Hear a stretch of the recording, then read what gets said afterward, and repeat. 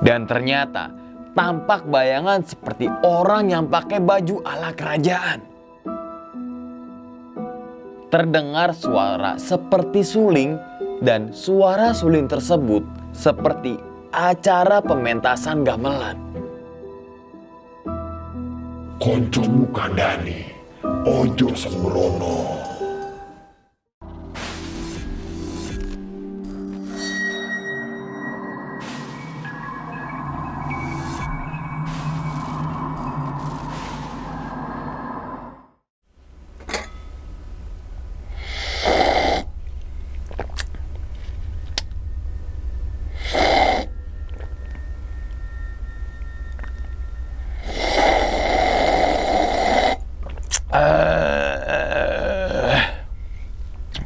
Banget ya kopi.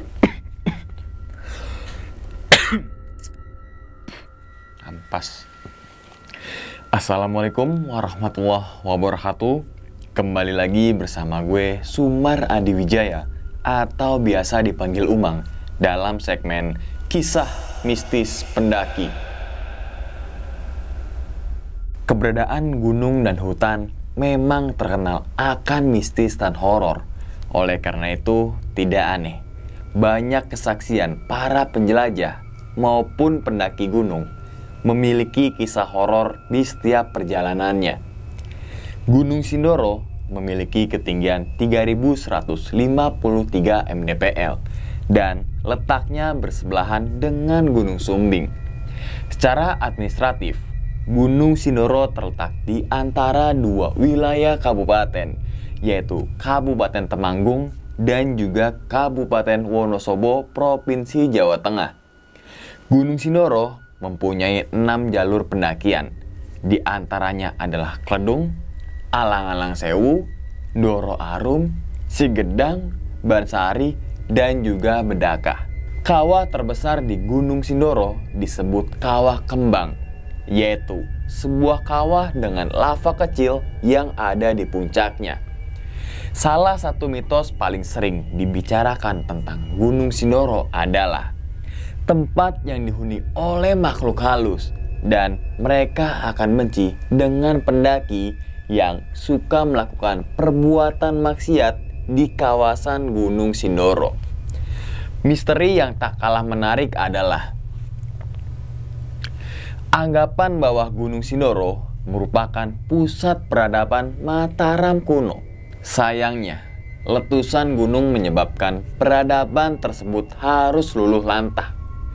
Kesimpulan tersebut dipercayai oleh sejumlah ahli sejarah atas adanya berbagai situs kuno di daerah Temanggung dan juga Wonosobo. Kita langsung masuk aja ke dalam ceritanya. Ngopi horor segera dimulai.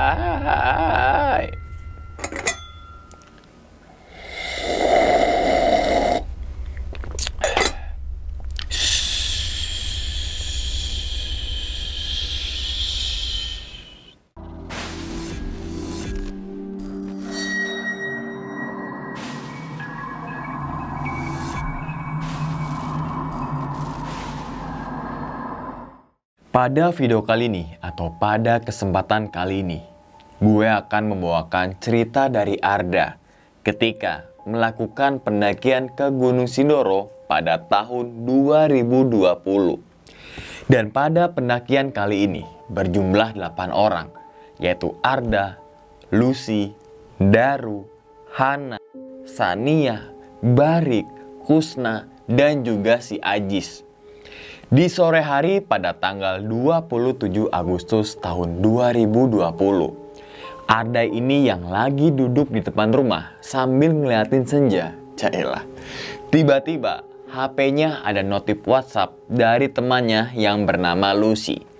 Yang dimana pesan WhatsApp tersebut adalah berisikan tentang Lucy itu mengajak si Arda. Untuk apa sih? Untuk mendaki ke Gunung Sindoro. Kemudian Arda masih berpikir-pikir dulu tuh untuk ikut atau enggak. Karena tepat 1 bulan yang lalu Arda baru aja turun dari Gunung Sumbing. Bukan karena orang tuanya nggak mengizinkan lagi, tapi takut dananya nggak cukup atau nggak ada. Dan beberapa hari kemudian, Arda mendapatkan mimpi buruk, yaitu ia lagi di suatu gunung dan tersesat sendirian. Kemudian, Arda merasakan feeling yang gak enak. Tapi, ia mencoba menghiraukan mimpinya itu. Dan Arda memutuskan untuk ikut mendaki ke Gunung Sindoro. Walaupun Arda sudah mendaki ke Gunung Sindoro sebanyak 2 kali. Di Hamin, mereka ini semua yang berlapan itu ya teman-teman, ketemuan di suatu tempat untuk membicarakan tentang teknis pendakian dan lain-lain.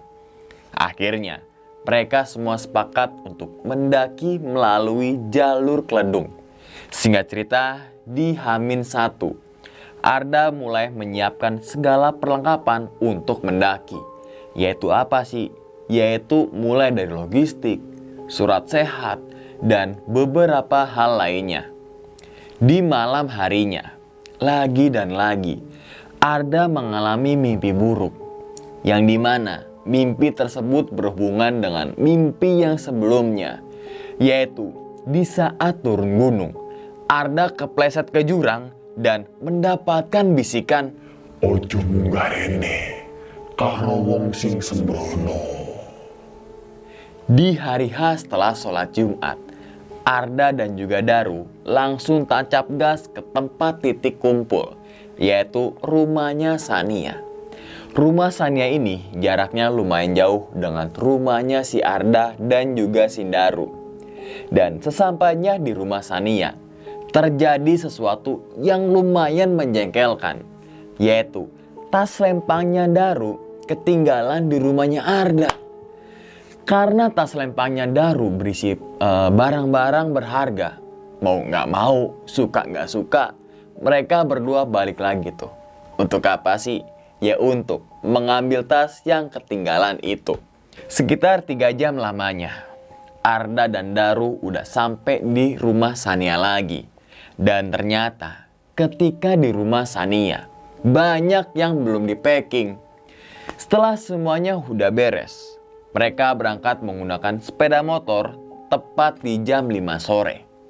Dalam perjalanan menuju ke base camp Keledung, gak ada penerangan lampu jalan sama sekali.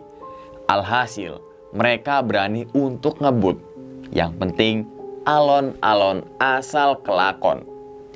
Sekitar jam 9 malam, mereka baru sampai di daerah Temanggung dan memutuskan untuk istirahat, sekedar mengisi perut di sebuah angkringan. Setelah itu, mereka langsung melanjutkan perjalanan menuju ke base camp Keledung. Singkat cerita, di jam 11 malam, sampailah mereka di base camp Keledung. Di base camp ini lumayan ramai oleh pendaki. Ya maklum, karena hari weekend. Dan di sini mereka dicek suhunya dulu satu persatu. Kemudian istirahat. Dan gak lupa juga, sebelum istirahat, mereka sholat isya terlebih dulu. Singkat cerita, pagi pun tiba. Mereka semua ini terbangun dan bergantian ke kamar mandi untuk bebersih. Kemudian, mereka semua sarapan dan langsung packing ulang oleh petugas base camp. Dan setelah semuanya sudah selesai, mereka menggunakan jasa ojek menuju ke pos 1,5 atau bisa dibilang melewati pos 1 dulu gitu. Untuk apa sih? Untuk menghemat waktu dan juga tenaga. Harga ojeknya sendiri hanya 25.000 per orang saja dan sekali jalan. Jalur pendakian dari base camp menuju pos ojek itu dimulai dengan melewati ladang penduduk dengan jalan makadam yang tertata rapi dan tak butuh waktu yang lama. Sekitar 2 menit menggunakan jasa ojek, sampailah mereka di pos ojek itu. Nah, letak pos ojek ini di atasnya pos 1. Artinya, pos 1 sudah mereka lewati. Di pos ojek ini terdapat sebuah shelter. Dan pos ini juga bisa disebut sebagai pintu masuk rimba. Kemudian, mereka melakukan pemanasan terlebih dahulu. Dan dilanjutkan dengan berdoa, dengan harapan semoga pendakian kali ini diberikan keselamatan dan kesehatan sampai pulang lagi ke rumah. Setelah mereka berlapan ini berdoa, mereka mulai mendaki sekitar jam 10 pagi. Trek dari pos ojek menuju pos 2. Jalur pendakiannya sudah mulai menantang. Karena kenapa sih? Karena area yang terjal dan juga menanjak. Posisi mereka saat pendakian itu gak ada aturan dalam pembagian barisan. Dan dalam perjalanan menuju pos 2 itu, entah kenapa, dari arah kejauhan terdengar suara seperti suling, dan suara suling tersebut seperti acara pementasan gamelan. Anehnya, suara itu kayak jauh, tapi terdengar sangat jelas. Saat itu, Arda masih berpikiran kalau itu adalah musik dari base camp. Dan entah kenapa, tiba-tiba Arda ini merasa capek banget dan ranselnya terasa berat. Padahal Arda sudah sering melakukan pendakian dan gak biasanya mengalami seperti itu. Tapi perasaan itu Arda pendem sendiri dan gak menceritakan ke teman-temannya. Ya takutnya mereka semua pada takut. Serta Arda juga gengsi untuk ngomong ke temannya kalau dia mengalami kecapean. Sekitar 2 jam berjalan, sampailah mereka di pos 2 di jam 12 siang. Ya cukup lama memang, karena ada beberapa perempuan yang staminanya sudah mulai lemah.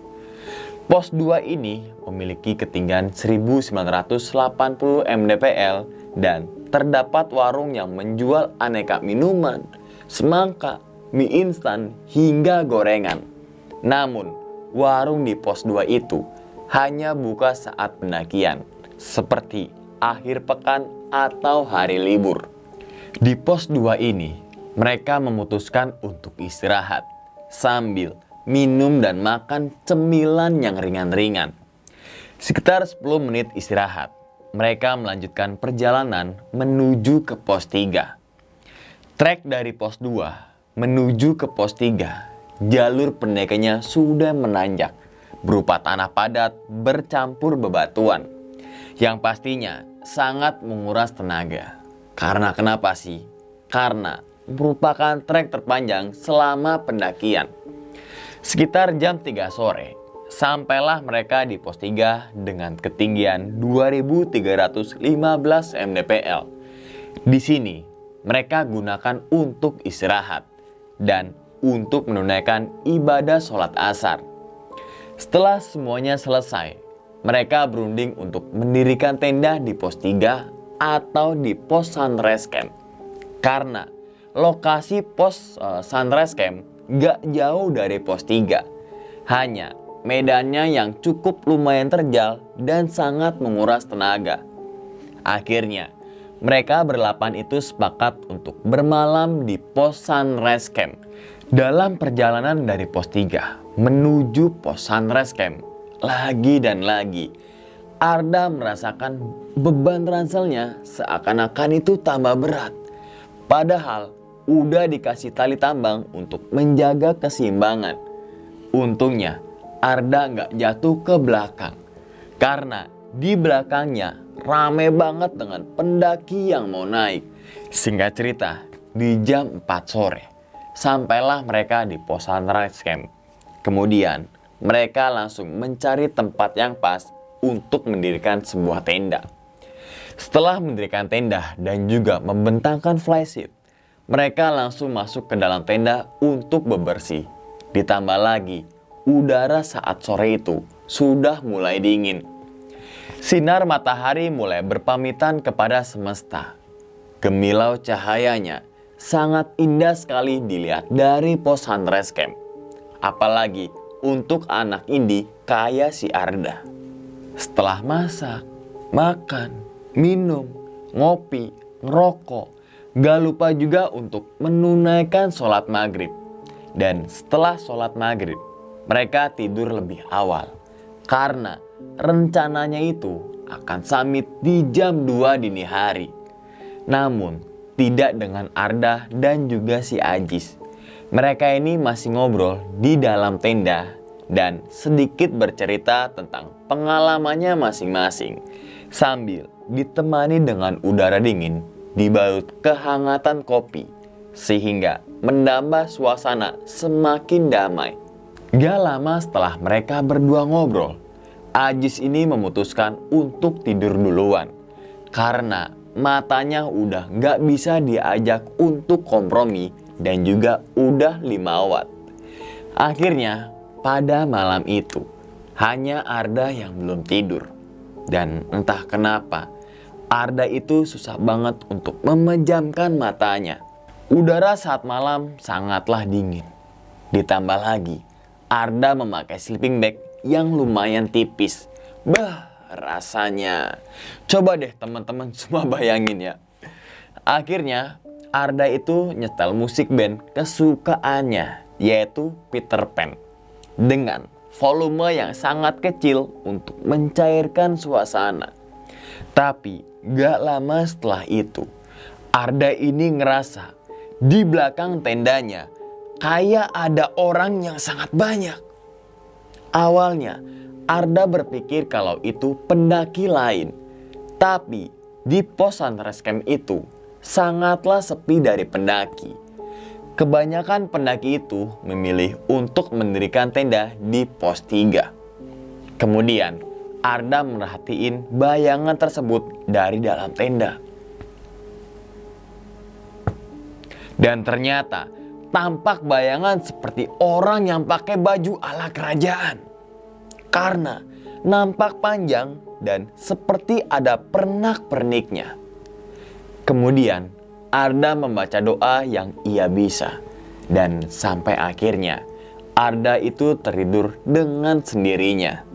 Singkat cerita, di jam 2 dini hari Arda terbangun karena bunyi alarm dari HP-nya. Kemudian ia bangunin semua teman-temannya yang masih tidur pulas dengan dibalut oleh sleeping bag. "Woi, bangun, udah jam 2 nih, samit gak?" Namun gak ada jawaban satupun dari temannya itu. Sambil nunggu ke-7 temannya itu bangun, Arda berinisiatif untuk masak air dan juga bikin roti bakar, dengan harapan kalau semua temannya itu bangun bisa langsung makan. Dan saat Arda masak itu, satu persatu temannya itu bangun dan bantuin Arda yang masak sendirian. Usai sarapan dan juga persiapan, mereka sudah siap semua untuk melanjutkan perjalanan menuju puncak Gunung Sindoro. Tapi sebelum jalan, Arda ini pamit ke rekannya dulu untuk buang air kecil di belakang tenda. Yang dimana di belakang tendanya itu merupakan semak belukar. Ketika Arda ini lagi ritual buang air kecil, tiba-tiba seperti ada yang mau jorokin ke arah jurang. Saat itu Arda berpikir kalau Daru yang iseng. Tapi ketika ngelihat ke arah belakang, ternyata nggak ada siapa-siapa. Setelah itu mereka kembali berdoa sebelum jalan menuju ke puncak. Dan saat perjalanan ke puncak itu, mereka hanya membawa 6 senter saja. Walaupun jumlah mereka 8 orang. Karena kenapa sih? Karena 2 di antaranya gak bawa senter ataupun penerangan lainnya. Perjalanan dari pos sunrise camp menuju pos 4 atau Batu Tata, jalur pendakiannya semakin menantang dan juga terjal. Treknya itu berupa bebatuan yang lumayan besar. Tak heran, Lucy dan Hana sering sekali terpeleset. Detik demi detik, menit demi menit, langkah demi langkah. Akhirnya, mereka memutuskan untuk istirahat sejenak di bawah bintang dan juga rembulan. Dan dalam istirahat ini, ada salah satu temannya Arda yang nyenterin ke atas pohon. Ternyata ada sosok tinggi besar, bulunya hitam, matanya besar dan merah, lagi berdiri di atas ranting. Melihat hal itu, Arda mencoba membaca doa sambil sedikit berkomunikasi dengan sosok tersebut. Supaya apa sih? Supaya tidak mengganggu teman-temannya yang lain. Singkat cerita, matahari mulai menampakkan dirinya dari ufuk timur yang memancarkan cahaya yang sangat begitu indah. Sungguh luar biasa ciptaan Engkau ya Allah. Nah, karena ketinggalan momen, beberapa di antara mereka menyempatkan untuk berfoto-foto dulu. Dan kemudian mereka melanjutkan perjalanannya lagi menuju ke pos berikutnya. Posisi saat itu, mereka sudah berpencar dan ada sedikit jarak.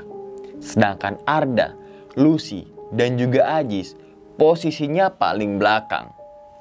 Kenapa Arda, Ajis posisinya itu paling belakang? Karena menurut si Arda, Lucy merupakan anggota yang paling lemah fisiknya. Jadi, speed atau ritme pendakian bukan tergantung dari teman kita yang kuat, tapi teman kita atau anggota kita yang kondisinya kurang fit. Setelah melewati hutan Lamtoro yang cukup panjang, sampailah mereka di pos 4 yang dinamakan dengan pos Batu Tatah. Pos ini memiliki ketinggian 2838 mdpl dan pemandangan dari pos 4 ini sangatlah indah. Terlihat sangat jelas Gunung Sumbing yang sangat gagah. Di pos 4 ini juga mereka memutuskan untuk istirahat sejenak sambil mengabadikan momen dengan berfoto-foto. Kemudian rekannya Arda termasuk si Ajis memutuskan untuk jalan duluan ke puncak. Jadi hanya Arda dan Lucy yang berada di posisi paling belakang. Mentari kian meninggi. Rasa panas pun sudah menyentuh kulit mereka semua. Dan hampir sampai puncak, Lucy merasakan kecapean yang sangat luar biasa. Dan dia berniat untuk tidak melanjutkan ke puncak. Saat itu, sebisa mungkin Arda membujuk dan rayu si Lucy. "Yuk semangat, kamu pasti bisa. Sebentar lagi kok puncak." Namun Lucy ini malah menangis. Dan bukan menangis karena Arda, tapi Lucy bener-bener udah kecapean. Kalau semisal kamu gak kuat, jangan dipaksakan. Tak temenin di sini gitu. Dan entah dapat semangat dari mana, Lucy itu tiba-tiba berdiri dan berusaha untuk jalan lagi. Saat itu Arda bener-bener senang banget, namun sedikit agak cemas. Ya, kalau dilanjutkan, terjadi sesuatu yang tidak diinginkan. Sekian lama mereka jalan. Akhirnya sampai juga di puncak Gunung Sindoro dengan ketinggian 353 m permukaan laut. Dan ternyata teman-teman yang lainnya sampai di puncak sekitar 1 jam yang lalu. Saat di puncak itu, Lucy tiba-tiba nangis lagi. Bukan karena nangis kecapean, tapi gak percaya kalau dirinya bisa sampai di titik ini. Setelah berfoto-foto di puncak, sekitar jam setengah 11 siang, mereka turun lagi menuju ke pos Sunrise Camp. Dan dalam perjalanan turun itu, mereka terpecah menjadi 2 rombongan. Rombongan pertama itu 5 orang, dan rombongan paling belakang atau kedua itu 3 orang. Dan posisinya si Arda berada di rombongan paling belakang dengan beranggotakan si Arda, Barik, dan juga si Lucy. Di tengah perjalanan sebelum sampai di pos Sunrise Camp, kakinya Lucy mengalami cedera. Karena kenapa sih? Karena ia salah pijakan. Akhirnya Arda langsung olesin krim ke kakinya si Lucy. Kemudian kakinya si Lucy itu diurut oleh si Arda. Setelah istirahat beberapa menit dan kondisi kakinya Lucy itu sudah membaik, mereka bertiga kembali melanjutkan perjalanan menuju pos Sunrise Camp. Dan di pertengahan perjalanan, si Barik ini turun duluan menyusul rombongan pertama. Karena kenapa sih? Karena air rombongan pertama dibawa oleh si Darik. Dan Darik ini meninggalkan sedikit air untuk si Arda dan juga Lucy yang masih tertinggal di belakang. Sekitar 2 jam lamanya, sampailah Arda dan juga Lucy di pos 4. Di pos 4 ini, mereka berdua memutuskan untuk istirahat dulu di dekat semak-semak sambil meremin mata sebentar. Nah, ketika Arda lagi merem, terdengar ada bisikan dari arah belakang. Resik no dhisik, yen arep munggah kene, ojo sompral. Kemudian Arda ini bangun dan langsung melihat ke arah belakang. Dan ternyata di belakang semak-semak itu gak ada satu orang pun. Dan merasa ada yang gak beres, Arda ini mengajak Lucy untuk melanjutkan perjalanan lagi. Walaupun kondisi kakinya si Lucy masih terasa sakit. Di tengah perjalanan ketika menuruni sebuah tanjakan, Lucy ini tiba-tiba kepleset lagi dan hampir mendorong Arda masuk ke dalam jurang. Saat itu Arda langsung membaca doa dan juga istighfar. Astagfirullahaladzim, hampir aja jatuh. Setelah menuruni sebuah tanjakan, Arda dan Lucy merasakan haus yang sangat luar biasa.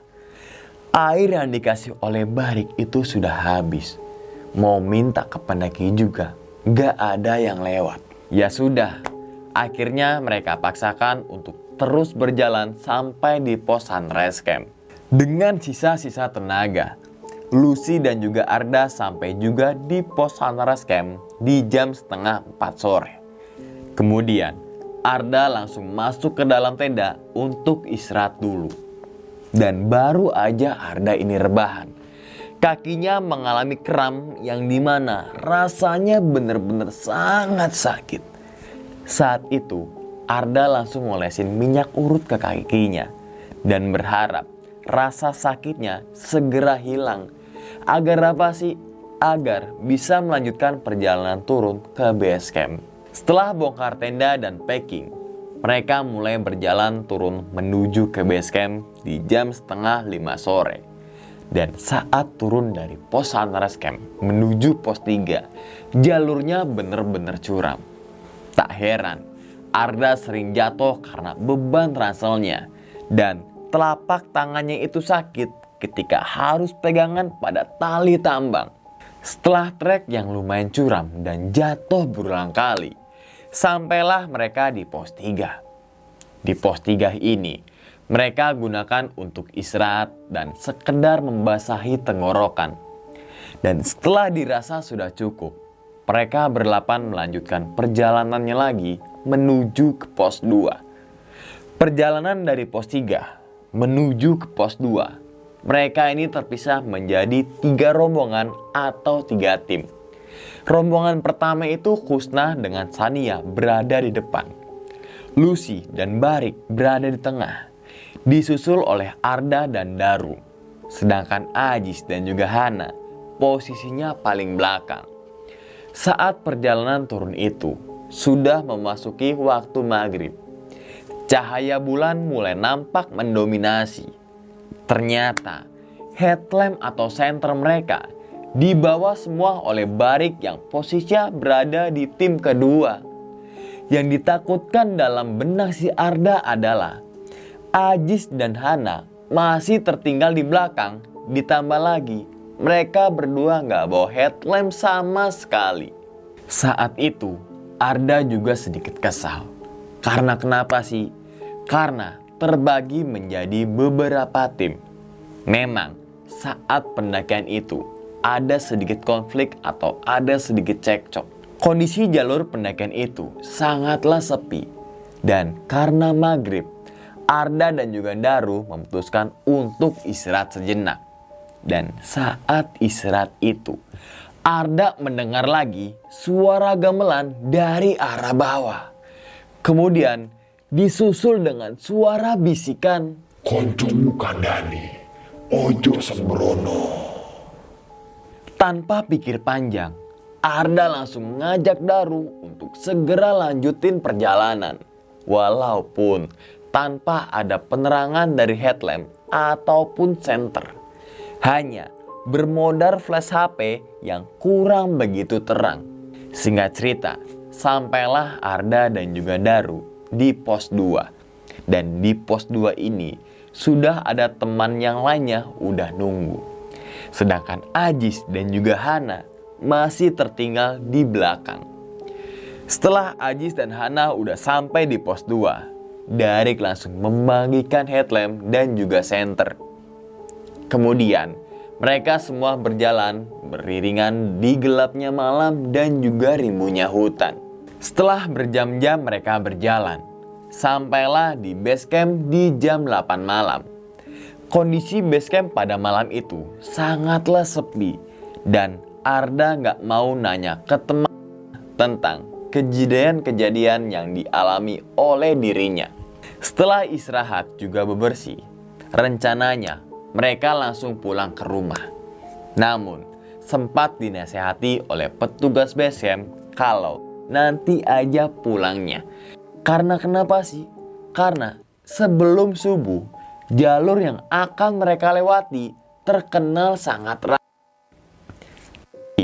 Karena ada beberapa urusan yang harus diselesaikan, mereka tetap maksa untuk pulang ke rumah saat itu juga.